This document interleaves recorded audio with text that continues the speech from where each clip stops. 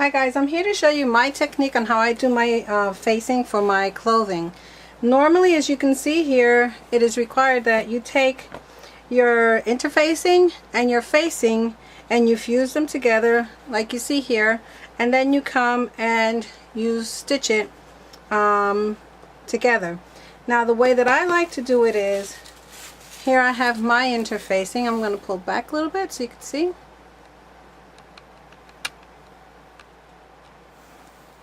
Okay, so here on mine, what I like to do is, it's a little big, so I'm sorry I can't get it on the camera, but I'll give you the idea. So I have here my facing, here I have my yoke. Now I have my interfacing and my yoke, I have all of it here. So here's my neck, and here's my facing. So again, I have my interfacing, fusible, and my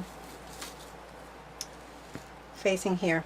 So what I like to do is, instead of taking them, as I mentioned, and ironing these two pieces together and then attaching it to the other facing and sewing it, what I like to do is, I like to take and sew. Let me just make sure that I match my notches. Okay, let me see. Just looking for my notches that I've made on my pieces here. The notches are on the top. And here's my neck facing. What I like to do is, I like to take my facing and put fashion fabric to fashion fabric,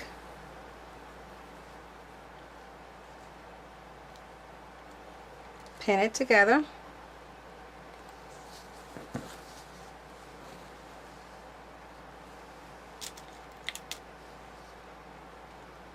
like so, and the same with my interfacing. Now with the interfacing, you got to make sure that you have the fusible side down, so that way when you go to fuse these pieces together, it'll be in the right direction. Alright, so I'm attaching this to here. And now what I'll be doing is, again, attaching this at the shoulder,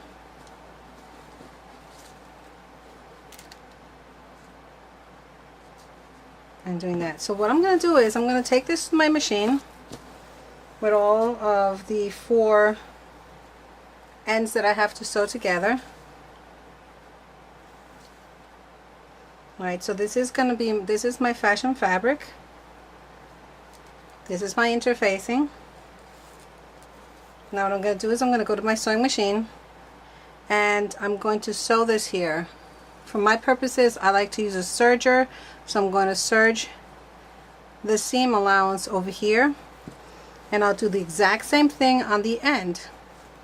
Now as soon as I finish cutting this, instead of doing as they have here, okay, sewing it on, fusing it on together first and then sewing it. So what I'm doing is, I'm making 2 separate pieces, fashion fabric, interfacing.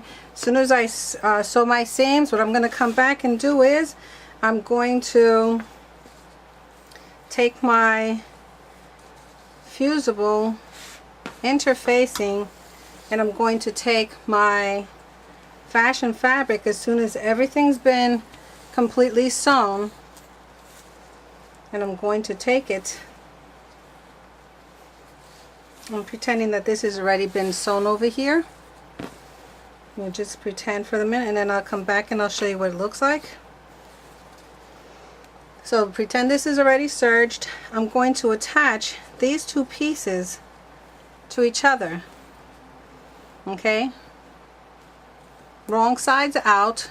Then I'm going to come along and I'm going to serge the outside Then what I'm going to do is I'm going to completely flip it over, and then I'm going to fuse everything together, leaving me a completely clean edge here. And this is where I'll be putting it, attaching it to the bodice of my top that I'll be making. So I'm gonna go sew this, and I'll be right back and show you what it looks like. Okay, I'm back. As you can see here, I have serged all of my seams at the shoulder. If you don't have a serger, you can just do your regular 5/8 seam allowance and just open it up when you're gonna put your pieces together, so that way you don't have bulk at your seams. So now that I have these pieces all together, this is normally would have been everything I would have done had I fused these two together, but I don't like to see my seams. So what I like to do now is I'm going to attach my two pieces together facing each other.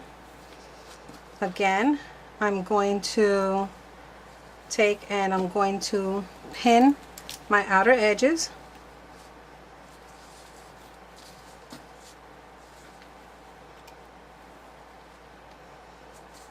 Throughout the whole entire facing. Now remember, you have a fusible web. Make sure that the bumpy side is on the outside, because when you flip it over, you want to have the glue dots towards the back of the fabric, so that way it'll look perfect. So you can see how nice this is coming together. The reason I do this is so that way when I wash my garments, I don't get this fraying that you see on the edges. If you don't have a serger, okay, then usually what happens is you have these pieces coming out on the side, and I personally don't like it. And if there's a way to remedy that, then I go for it. So with this shoulder seams, I did serging. In here, I'm only going to do a straight stitch, or I can serge it as well. I think I'll do the straight stitching. Well, maybe I'll serge it. Depends on the bulk that I get. I don't like my fabric to be bulky at the seams. So as you can see, I've pinned all this together. Now we have one whole piece. That would be this step already, but I'm doing it in separate steps that are different. But I think you're going to love the results and how it comes out. So on the outside perimeter, I'll be sewing on the outside perimeters here. I'll be sewing, I like 1/8 of an inch, because I like a wider yoke interfacing. It just lays nicer for me. I like it that way. Otherwise, you can do a 5/8 seam allowance on here, which is typical. But then again, if you do the 5/8, then you have to come and trim 1/4 of an inch off, and to reduce the bulk, and so that you could turn around your corners and not have any puckering. So in this case, I think what I'll do is I will serge the edges, and I won't remove any fabric. I'll just leave it, the whole seam allowance in here. So I'll be right back and I'll show you what that looks like. Okay, I'm back. I've already taken the pieces, the fabric and the fuse. I've serged the edge. I did not take off the 5/8 seam allowance. I left it all there. I didn't trim anything. I just serged the edges. So basically what I want you to notice is, I hope you could see this, when it comes to where your seams go, this one is going one way, this one is going this way. So that way they're not facing each other, they're going the opposite ways. That way, so you don't have bulk at the shoulder seam, and when you press it, it's nice and flat. So I'm just removing a few pins here. And my next step is to take this open it up.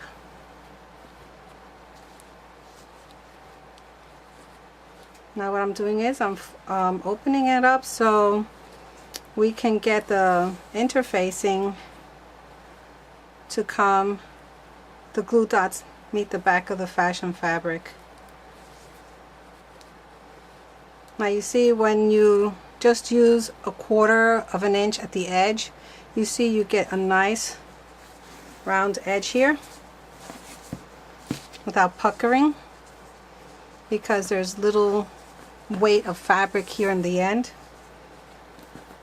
So what I'll come and do in a second is, off camera, I'm going to take this and I'm going to press this, making sure that I get a nice edge and everything is perfect.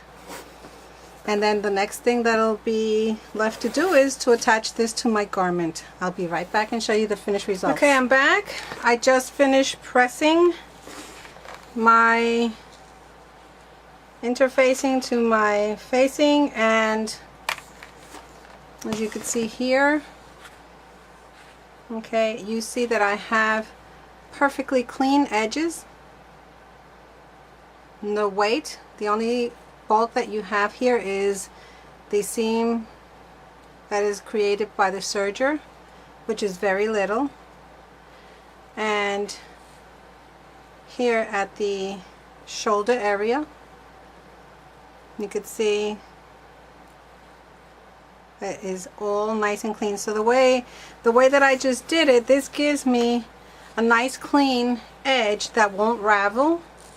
This here, I'll be sewing my 5/8 seam allowance, attaching my interfacing to my shirt front. I hope this has been helpful, informative, and you try it. You don't need a serger whatsoever. You can do all of this with just a single sewing machine, straight stitching. But to finish the edges, I find that this is absolutely the nicest way to get a clean edge without fraying. Okay guys, if you like this and it's helped you, please leave me questions and comments. Let me know what you think. Rate the video and share with your friends. I think it'll be a more clean and more professional looking result. Thank you. Hi guys, I'm back just to show you the finished results of our interfacing. As you could see, the finished edge came out really nice. In the inside I did regular stitching on the sewing machine, and I clipped my edges so it would fold over nice on the curve. And I hope you can see this well. It's a little dark fabric, but here is the whole piece, like I said before. If you're interested in this pattern, I actually made this piece here in black. I thought it'd be a nice work smock, and the pattern number is from Butterick B4238. Well, I hope you've enjoyed this, and you try it yourself. I think that you'll like the results. Everything comes out nice and clean, tidy, lays nice and flat, and it looks more professional. Thank you for watching.